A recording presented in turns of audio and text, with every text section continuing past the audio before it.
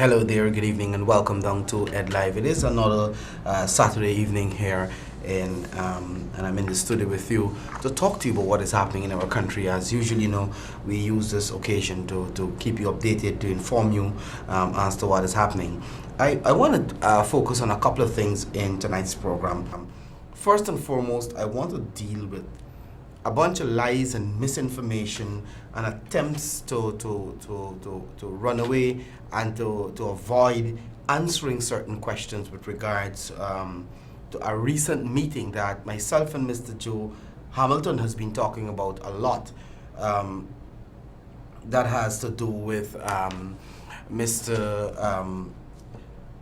Winston Felix and Mr. Aubrey Heath Rettemeyer. They have been talking a lot, about that meeting that we would have exposed some time ago. So let me go through a couple of things with you with regards to this meeting. Both Mr. Felix and Mr. Rettemeyer keep maintaining that this meeting, there was nothing clandestine about the meeting. The meeting was just a normal meeting. It was an honest, simple meeting of engaging the public. But this meeting was held at Critchlow Labour College at 8:30 in the evening with a group of Haitians and African nationals. I want to make the point that we have absolutely no difficulty. The People's Progressive Party has nothing against foreigners, be it Haitians, Africans, Venezuelans, Trinidadians, whoever you are. We have nothing against you.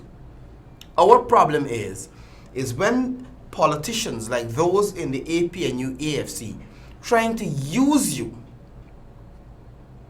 in fraudulent and illegal, in a fraudulent or an illegal manner, to try to get you somehow to vote in their favor. So this meeting was held. We spoke about it. And these guys took 2 weeks before they conjure up and concocted their lies to talk about this meeting. To say that, it was a regular meeting, nothing was wrong with the meeting. It's just a group of people wanted to meet, and Mr. Felix decided to meet with them, not at his office, on a working day, but he decided to meet with them secretly at Critchlow Labour College on an evening.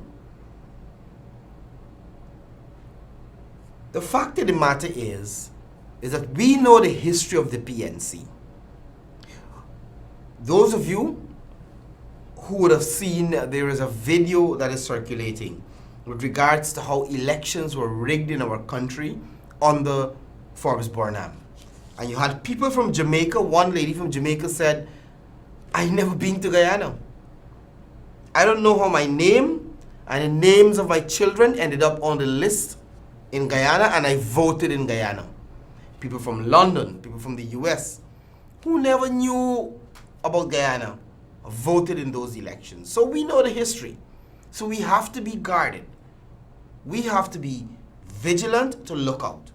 And when you see people like Mr. Felix and Mr. Rettemeyer getting involved, and Mr. Rettemeyer claiming, he is from some Pan-African group, and he is somehow part of the meeting because he was representing the rights, somebody help him in the US, so he come back here to help people. There are Venezuelans, there are Cubans, there are Indians, there are all sorts of people, Trinidadians, who want help too. Mr. Rettemeyer chose to help a small group. Again, we have absolutely no problem with immigrants or foreigners. Our problem is when politicians in the APNU AFC want to use them. And that is where our problem is. So Mr. Rettemeyer and Mr. Felix didn't answer the questions that we asked. In the first place, no one knows the reason why Mr. Rettemeyer was present at those meetings, at that meeting in particular. And they're going to use the meeting to tell people, if the PPP gets into power, they're going to throw you out of the country because of whatever reason, because probably of your ethnicity or something. They're going to tell the people that, look, we're going to pay your school fees. the guys who are going to the offshore universities here, they're telling the other people, oh, if you have a problem with the police, no problem, we're going to solve that. But you have to register and vote for the APNU AFC. And we're maintaining that was the contents of the meeting. That was the basis of the meeting.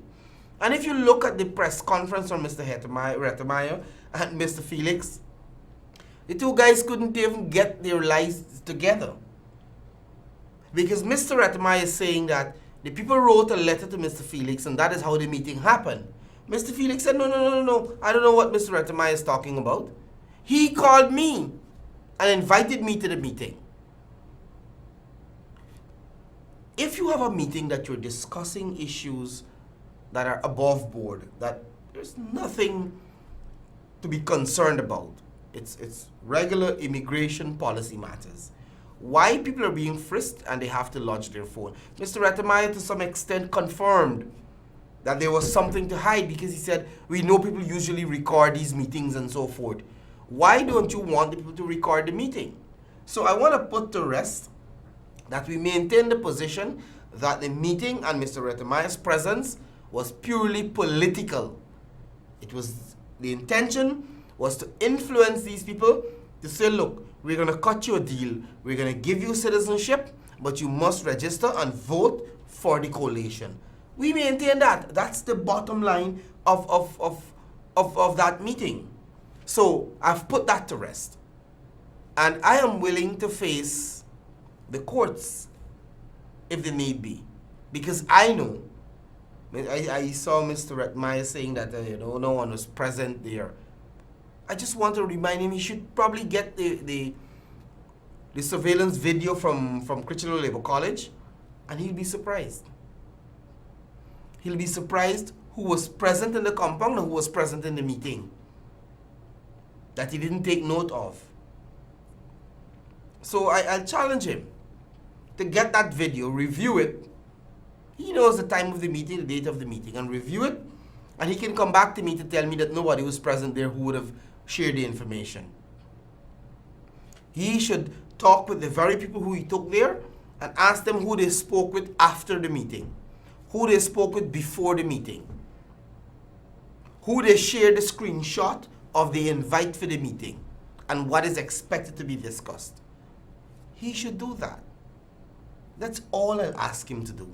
And maybe, only maybe, he will change his tune. And the nonsense he jumps in front of the camera and talk, he probably will stop it. So I wanted to put that to rest. But I wanted tonight mainly to focus on, I see Mr. Granger all of a sudden, there is this newfound love for the people of Guyana. So he is busy visiting places. What is funny, I see the Ministry of Education is saying that Mr. Granger went on a state visit to Berbice. That is the kind of leadership we have. A Minister of Education who don't know the difference between Pagwa and Diwali is now a statement is being, an invite to the press is being released from her ministry to say that the president, and I'm just using their words because he's a caretaker president, is going to be on a state visit to Berbice. We didn't know we had annexed Berbice. That's the incompetence. And I mean, people might say, oh, it's a small matter. The point is, if you can't get the little things right, how are you going to get the big things right? And the coalition has not gotten the big things right. Not a single thing. They made thousands of promises. The ministers walk around the place and they make promises to people every single day up to now. But Guyanese are not crazy. Guyanese are not short. Their memory is not short. They remember things that you say to them. This coalition government has not fulfilled a single promise. Not a single promise. But all of a sudden, Mr. Granger realized that kids need money for STEM, kids need IT labs, children need school feeding programs, people need jobs, the economy need to be boosted. All of a sudden, for 4 years, this man forget all of this.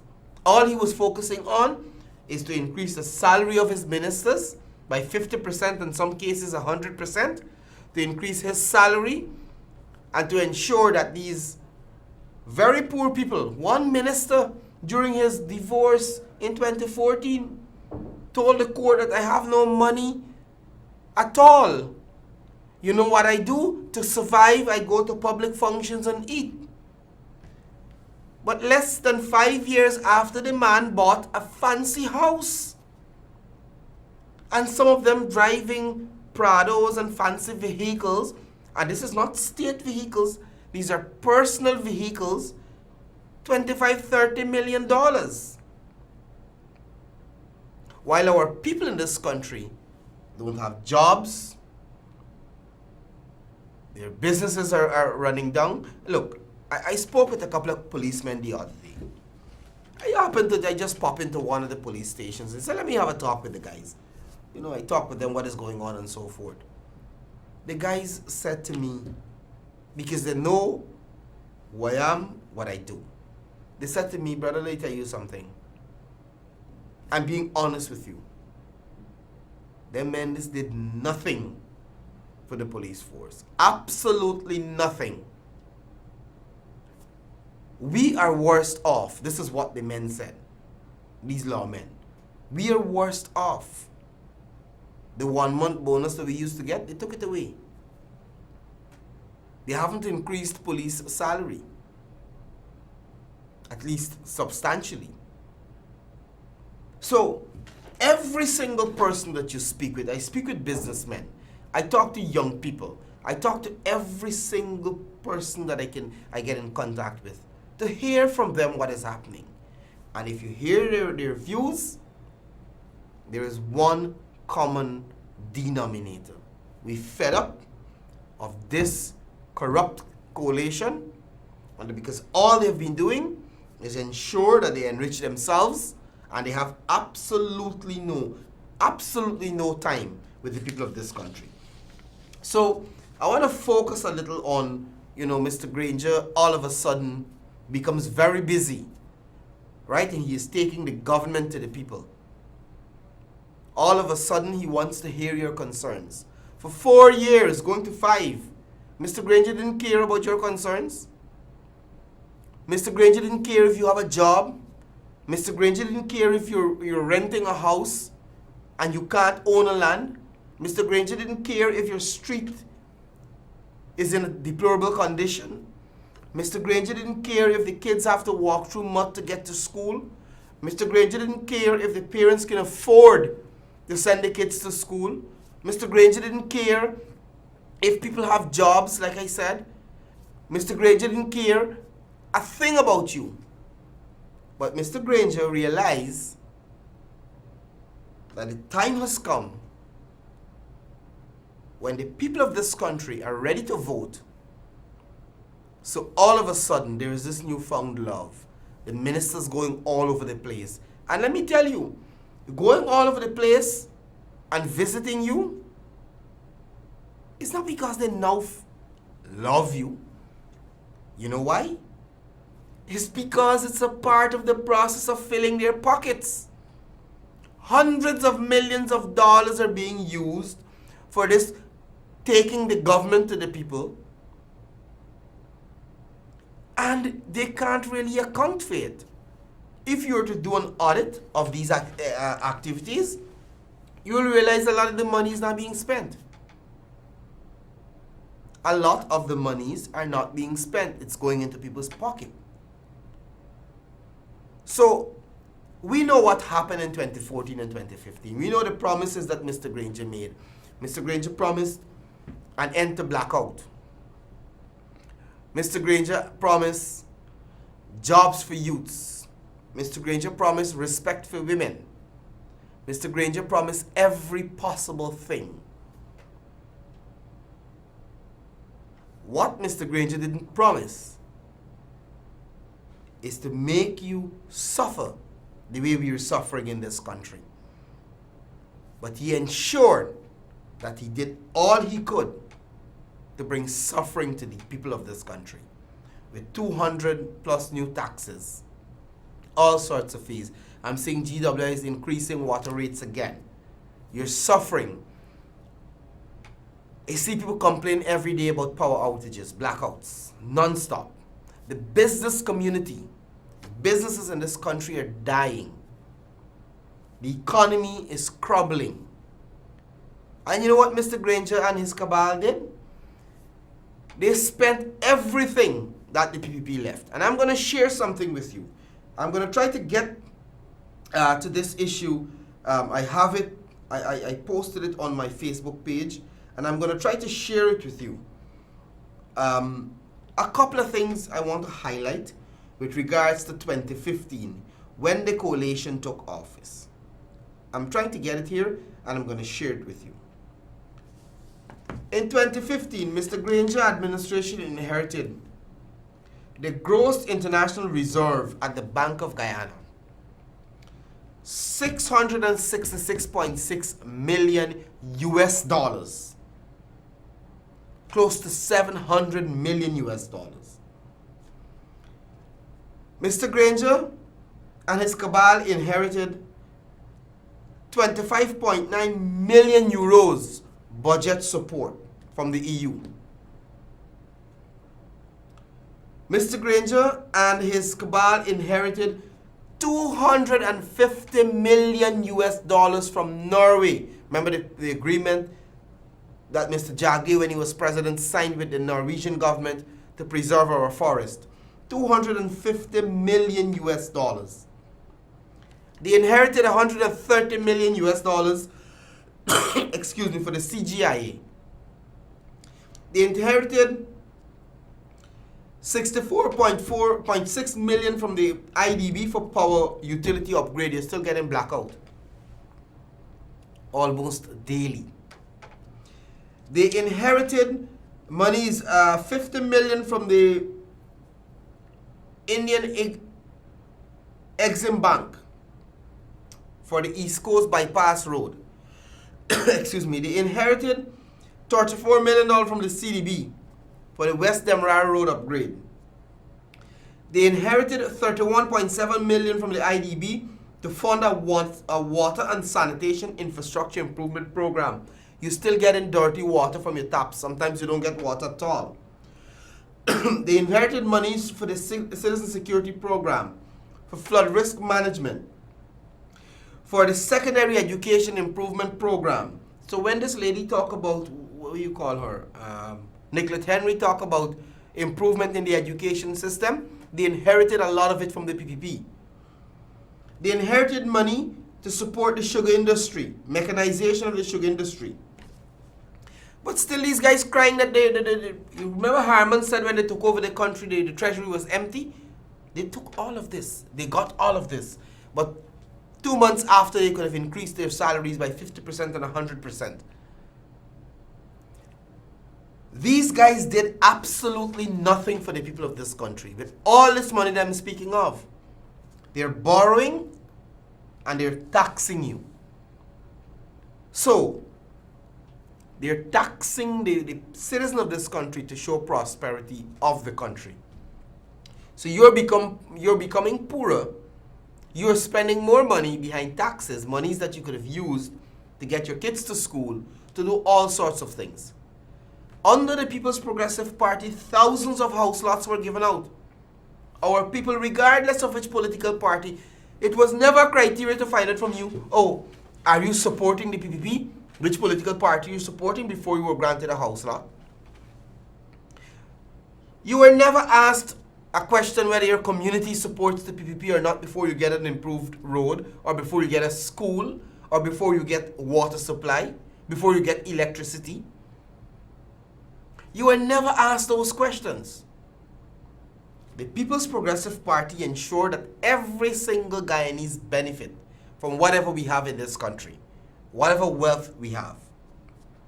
So, all of a sudden, Mr. Granger decides he wants to meet with you and he wants to talk to you and he wants to address your concerns and he wants to love you and he wants to do everything for you. This is the same gentleman who, along with his cabal, probably didn't know you exist. When you look at the actions of these guys, Sometimes you feel that these guys thought Guyana didn't have people except the cabinet and their cronies. That is how they were operating. They didn't concern how you suffer. They closed sugar estates and put thousands of people out of jobs. They're running to the Amerindian communities now to say they want to do all these things for the Amerindians. They want to give them land title. They want to ensure this. They want to ensure that. But they fired close to 2,000 young Amerindians who were working to support their families. You know on what basis? The basis that they fired these people on is because they claim these people are PPP. They closed the sugar estates because they believed that the sugar belt was supporting the PPP. So they're not concerned if your family is going to suffer. They're not concerned if you're going to slip into deeper poverty. They're concerned that you're not supporting them, so then you must suffer. But guess what? As it is today, it's not just the PPP supporters suffering. Every single Guyanese suffering under this coalition. Every single Guyanese. You talk to people.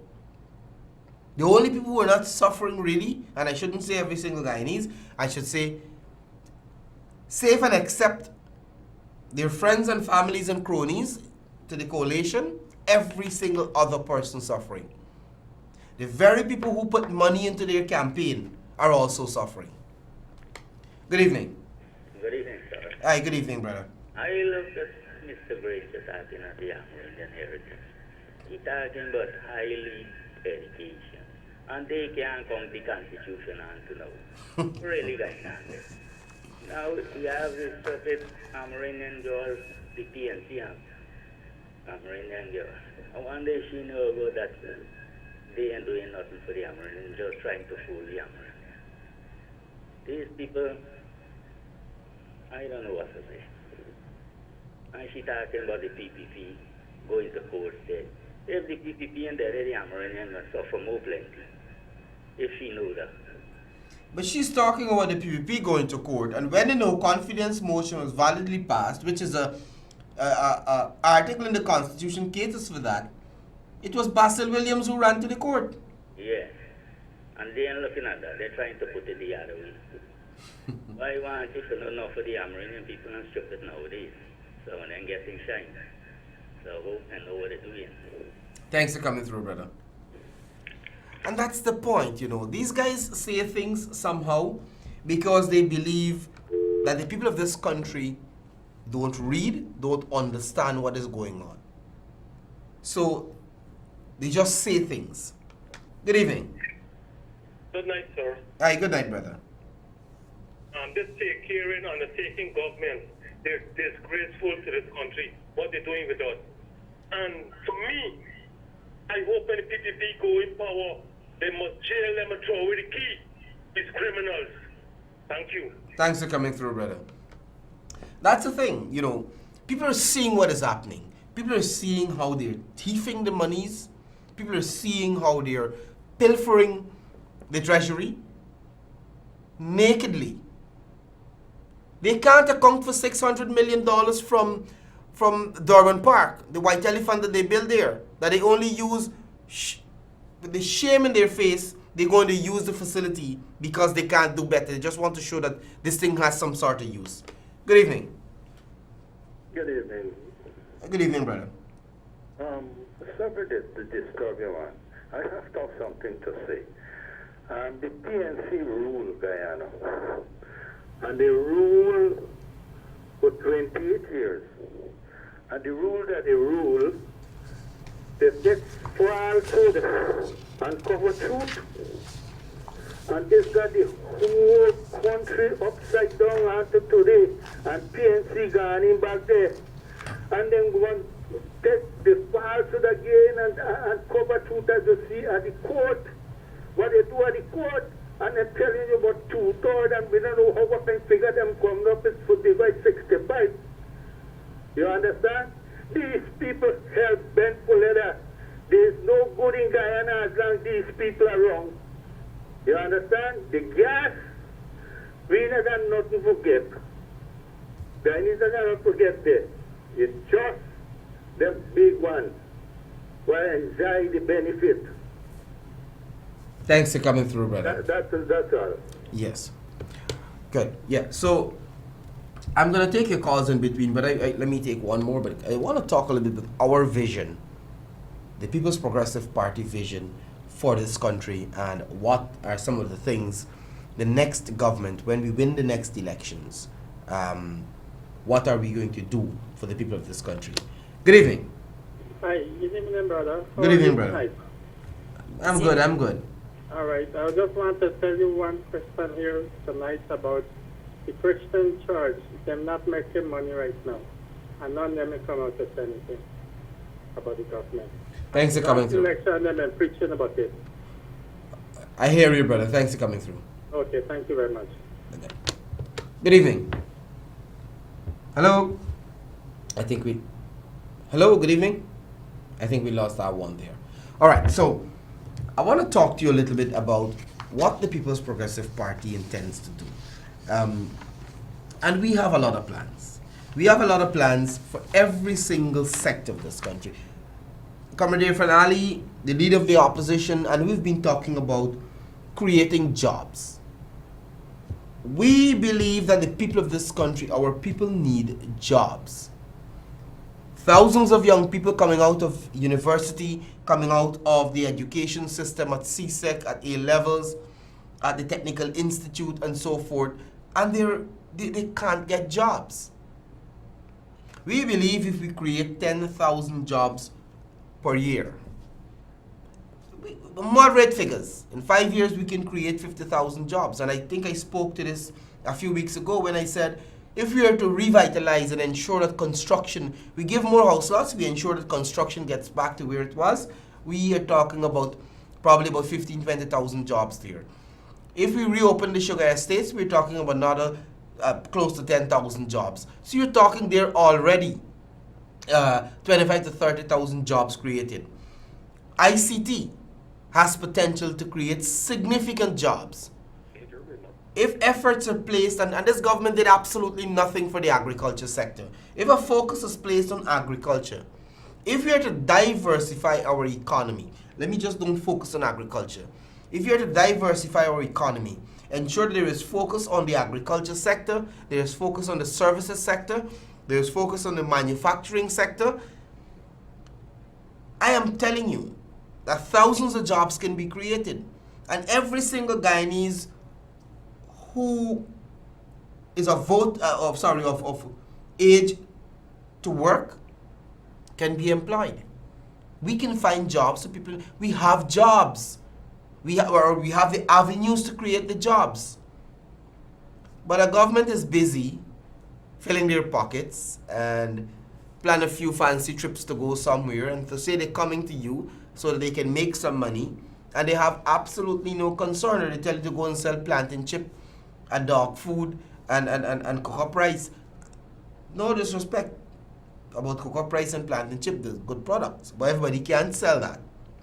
Who's going to buy from whom? When the rice industry in problems, the president says, oh, it's a private industry. We have nothing to do with that. So I am telling you that we can create the 50,000 jobs that we've been speaking about. We have, and let me tell you, you're going to see the PVP's manifesto very soon. It's going to come out. And everything in that manifesto is not somebody wake up morning and say, just drop this in, drop this in, drop that in. There's a cost. We've done the costing for everything. So if we say we're going to do 50,000 house lots or 10,000 house lots or 5,000 house lots, there is a costing to determine affordability. The PPP is not in the business of making promises that we believe, that we know to our hearts we can't achieve. We're not in a business of trying to tell you things that you're going to get that we know just because we want your vote and then we can't deliver. You look at our record. Everything that we've promised, we deliver. One of the major issues in this country that our people are suffering with is that of energy. The manufacturing sector in this country, the industries in this country are suffering because of the high cost of energy and the unreliability of the energy industry. the GPL and so forth. Amila Falls could have been on board today, could have been going. We could have had cheap electricity, cheap, reliable electricity. Our industries could have been growing. But the same people now who are talking about hydro and who are talking about solar and all the other things in the APNU AFC are the ones who killed the Amila Falls hydropower project. They voted against it. And Ramjatan, for example, was big out there defending killing the project. 4 years going to 5 years on, our people are still suffering with blackouts and high energy bills. Good evening. Yes, good evening, boy. Good evening, brother. How you doing? Well, I'm here trying as usual. Well, you know, we are going to try.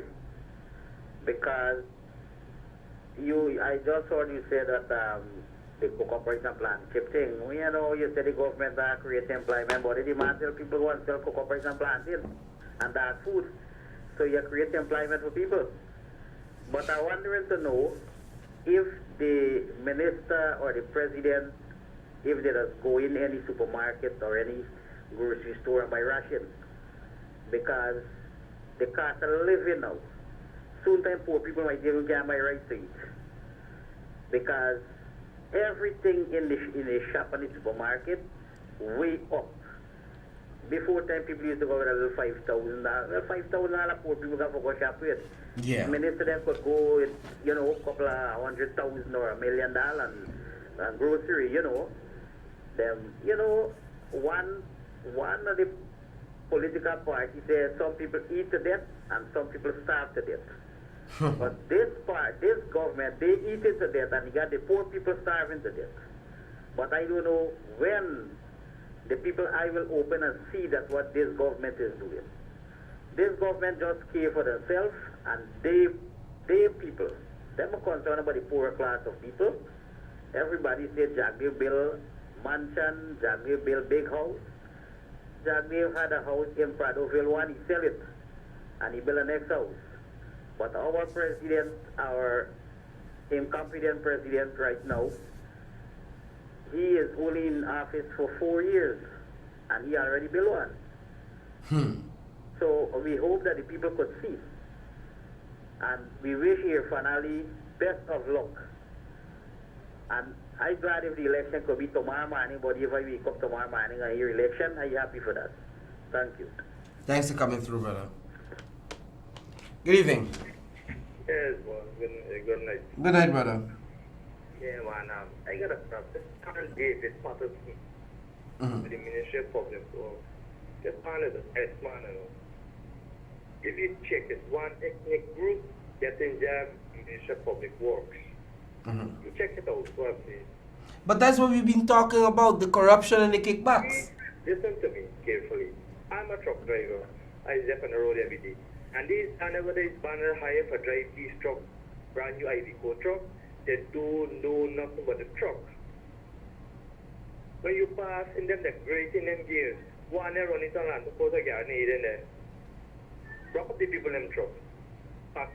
Taxpayer money gone down the drain there. What these people are giving up for running this country? Thanks for coming through, brother. Thank you, sir. Good evening. Hello. I think I lost that one there. Yes. So, and that's the thing. And I'm happy. One of the reasons I'm allowing the callers to come through to talk, because I want you to realize that, you know, the people of this country are smart. They're seeing what is happening before their eyes. You know, they're seeing what is happening.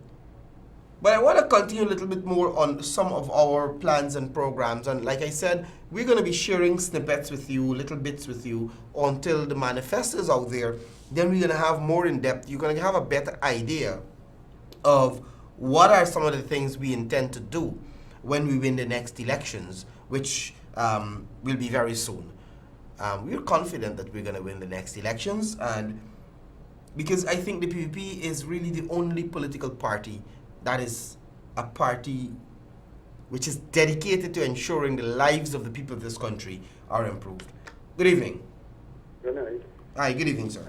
I want the people to know that we're going back to Burnham Day. I want the people to know right now. Thanks for coming through, brother. Thanks. Yeah, so I want to focus too, and I want to share a little bit with you on our plans for the education sector. We have a very, very comprehensive plan to improve the education sector in this country. So it's not just about, you know, the little things that you see the coalition try to do belatedly last year or so, repair a school. We are looking at a very holistic plan. And one of the first things we will do, the People's Progressive Party will ensure that we restore the Because We Care cash grant. Because I personally went around when that activity was going on. And I know of stories where parents broke down into tears to say, this $10,000, it was just 10 then, how much it will do, how far it will go to assist their children to go to school. Many parents couldn't afford to buy uniform to send their children to school. And they were taking that $10,000 each child was getting, and they were going and ensuring that the child get everything. I know of one parent who has 5 children. The woman received $50,000. You know what she said? She said, I'm going to take this money. My children are using an outhouse, or a pit latrine as we call it in Guyana. And I'm going to start building an inside toilet for them so they can have this comfort and, you know, they can live like everybody else. Good evening. Hi, good night. How are you doing? Not bad at all. Hey, no, I just want to find out something. And the CEO for GCOM, he suddenly saw Keith Lowenfield. He get a heart condition and he fly to Jamaica. And the next day he fly back to Guyana. So I want to know if he really is sick because Mr. Barajadio was in GCOM and he lay his situation to the chairman of GCOM and he get sick and he fly to Jamaica. And when the take care government decide to go there to meet the chairman of GCOM, he feels strong to go there. So I want to know what's going on. Are we fair that this government going to take away the land stamp, what to get in diamond if he fix a date for election? Because he's the one, like he's the boss for this country, and like he owned this country. So he want to say when election could happen or when election cannot happen because of the code, the Craven Court of Justice made the rule that he's above the law in this country. Hey. And the other thing, I want any minister for this country is come to national TV or go any part of this country and say what the good thing they have done in this country from the scratch. If you want, I could say the good thing what they has done. They built a Jumbie Park which falling apart, and they raise the salary, and they live in a good life, and the ministers there building mansion, driving fancy vehicle with a whole set of fire reel or what the thing name, going back part to them if anybody got attack them. When they're sick, they're going overseas to see the doctors them and going to the hospital. We the one have to suffer to the public hospital, and when we go there we don't have nothing to get, and we got to bear our pain in Guyana here. When the minister them living after our taxpayer money with a good comfortable life. And the other thing, this government said they're going to give free education. My granddaughter going to QC first year. She get 3 books from QC. A book list come that I have to buy 9 books for my granddaughter. I do not have a cent to buy the book because my husband is off a job. I don't know where the money going to come from to send my granddaughter to school with 9 books. And then tax is on the book. And I want to know what is the good life this government give it us. If it's a good life for we or the good life for them. And all of this nonsense what they're talking on the national television is for crap what they're talking. Thanks for coming through. I want the people in eyes to open. Thanks for coming through there. All right, I see an overseas call was coming in just now. I'm trying to use my mobile phone as well to hear from some of the folks from overseas who would want to share their views with us. We have just about 2 minutes more or so. I'm going to try to get you know, this gentleman is an international financial analyst. Sis, good evening. Hey, good evening, Eddie. How are you? All right, not bad at all. I'm bringing you in. I have just about 2 minutes or so, so you're going to be my final caller. So I'm bringing you in. Excuse me. You're all the way in New York there. Go straight ahead. Let me hear what you have to say tonight.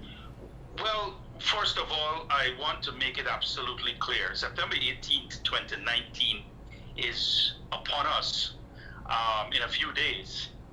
And it's quite unfortunate that the GCOM chairman, let me make that absolutely clear, the GCOM chairman has had a chance to sit in office for a month now, and it's absolutely clear that she should have by now a roadmap towards elections.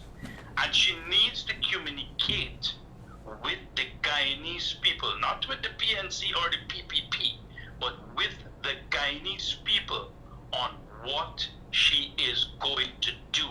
It is absolutely clear that we cannot blame one side or the other side. We have to hold the GCOM chairman accountable to deliver the mandate of GCOM, which is free and fair elections as soon as possible, and an updated list so that the Guyanese people can exercise their franchise.